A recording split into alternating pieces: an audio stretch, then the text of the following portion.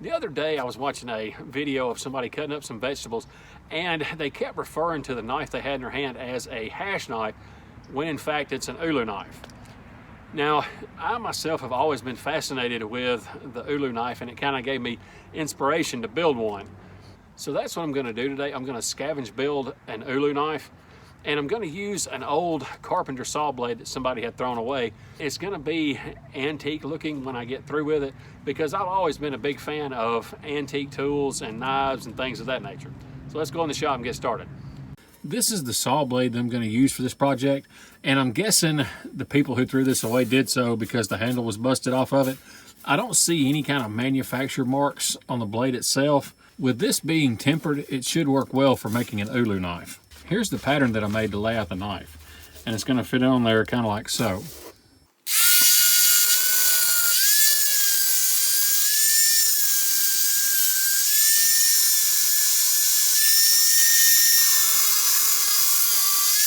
Now that I have my blade scored, I should be able to break these pieces off.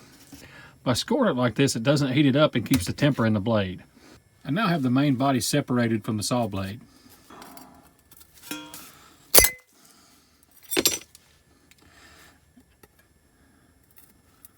And that's why you need to wear cut-resistant gloves when you're doing this.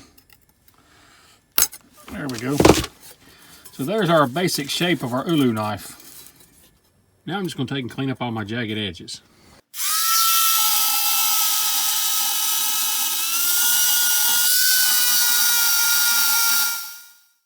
Next, I'm going to set the profile of my blade, and I'm going to go about 3/4 of an inch.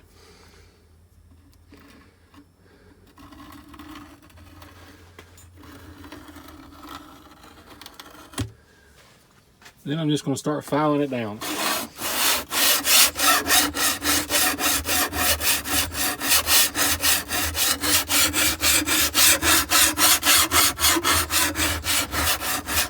I filed my rough profile and have gone back over it trying to get some of the scratches out of it, and so far it's turning out to be pretty sharp.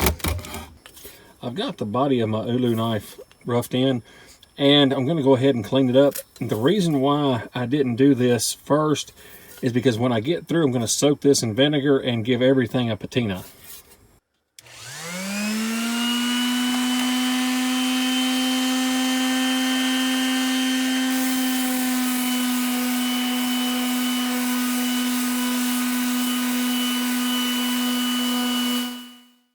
I let the blade sit in vinegar for a while, then took it out and neutralized it, and it gave it a real nice patina. I'm going to go ahead and drill my holes for my handle. Now that I've got my holes drilled, I'm going to make a jig so that when I go to sharpen the edge of this knife, it'll be consistent.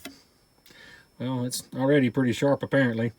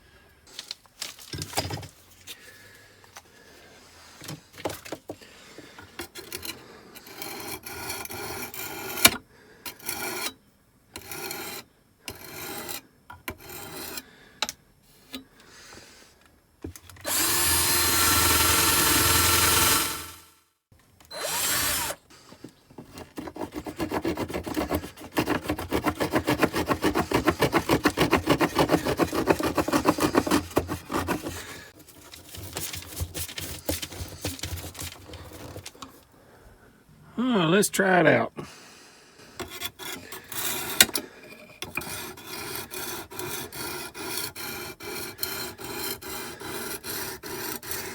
going to start off with a coarse sharpening stone.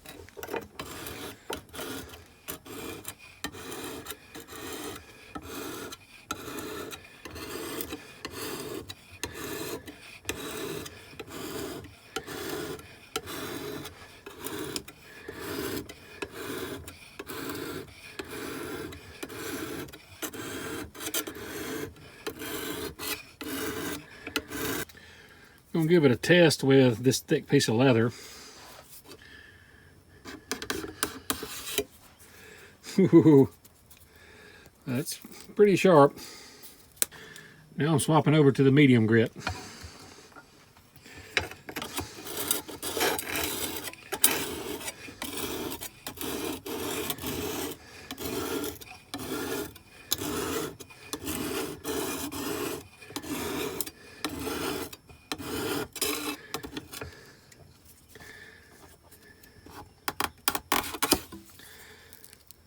Now to the fine grit.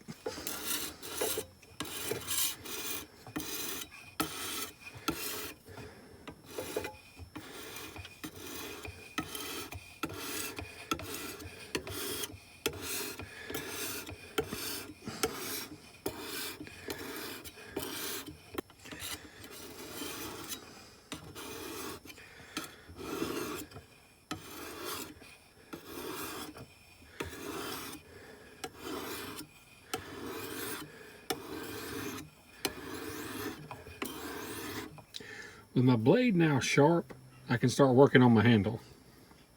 This is the wood that I'm going to use for this project, and I don't know exactly what type of wood this is. I do know that it's a hardwood from India, and this wood is so hard that if you try to drive a 16-penny nail through it, it'll actually bend the nail over. You can't get a nail all the way through it. So that's what I'm going to use for my handles.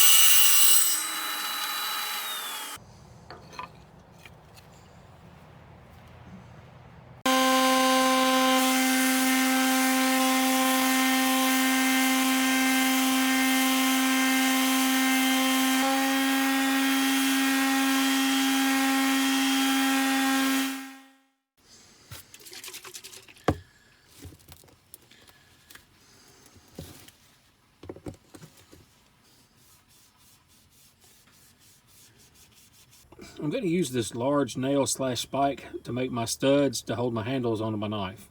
I got everything cut, sanded, and stained, and I'm ready to assemble my Ulu knife. And I'm going to use a 2-part epoxy, and then I'm going to drive my studs through it.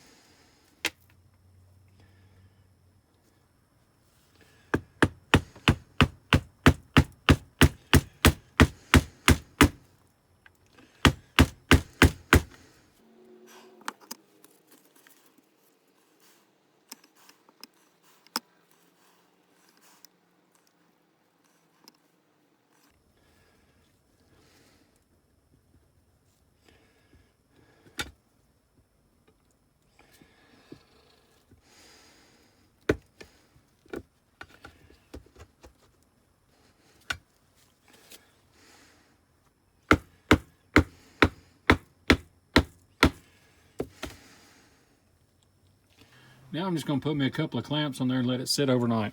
So here's my finished Ulu knife. And again, I wasn't trying to build one that was shiny and new. I wanted it to look antique. All I got left to do now is try it out. My test for the Ulu knife is going to be a sweet potato.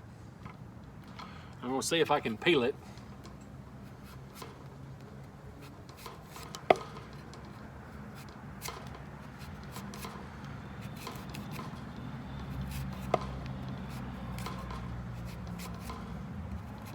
Like I said, it's working really well on this sweet potato. Apparently it's plenty of sharp. It's working really well on this sweet potato.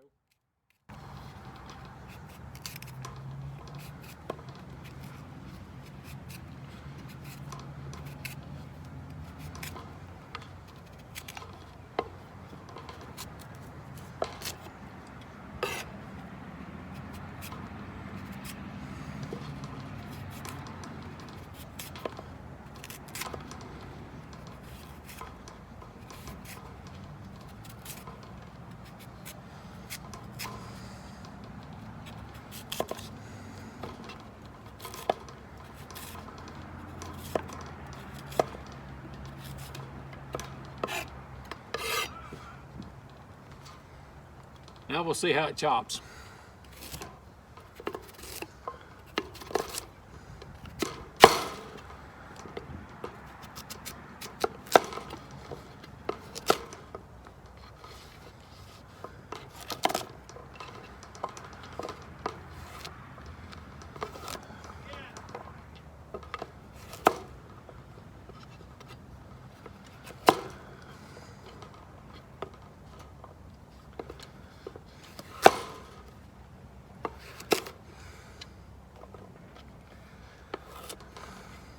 So the Ulu knife works really well, and doing something like this goes back to being able to make your own knives and tools and things like that from scrap that you may scavenge or find laying around. So thank y'all for watching. We'll see y'all next time.